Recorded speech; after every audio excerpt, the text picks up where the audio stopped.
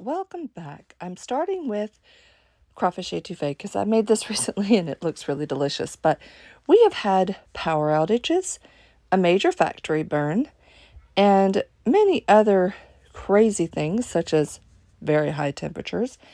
And my life has been total chaos.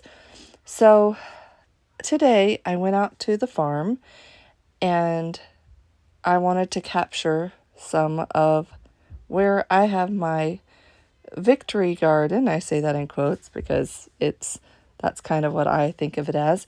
I don't have a whole lot planted out there for myself. I share this with another family.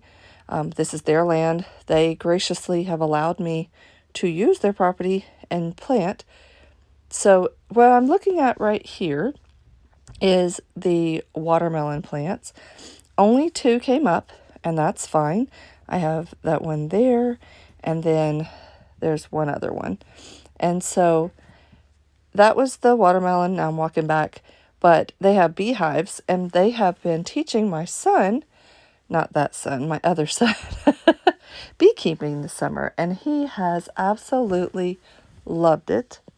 That son was supposed to be going in to get me a bowl to pick the cherry tomatoes, and he took his time, which he always does.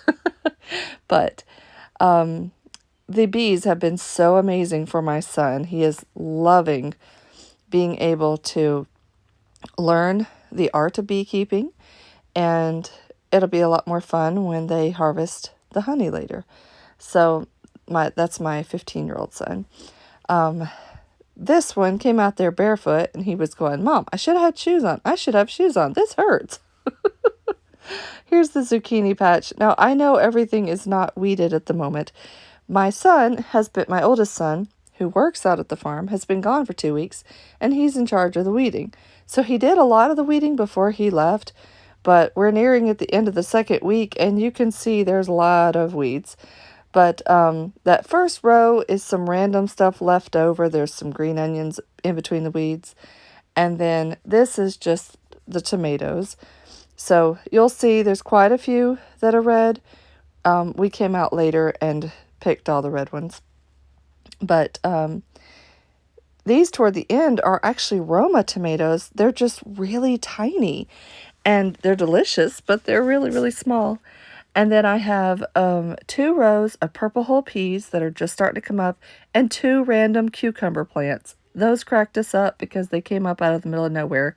I thought nothing that I had planted the first go around had come up, and we had 2 surviving cucumber plants. So there are 2 rows of purple whole peas, and then there is a row of okra. All right, so that last picture and this are produce that have been given to us.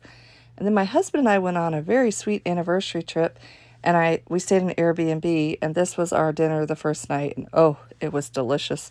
And now I know how to get a good steak seasoning. All right, so all of this was actually given to us when I went out to the farm today. The family that are there had been to a food bank today, and they actually got some things that they couldn't use because of diet issues, or they just had too much. So they shared with us, and I was very thankful. And so I did voice this, but you can see what all's there. There's rice, there's beans, there's milk, cereal, lots of canned goods, pasta, and then a very large box of yellow potatoes that just look amazing. Some cantaloupe on top of my kids' dirty clothes that they had changed out of because they were going to wear water clothes. And then there were some onions in there.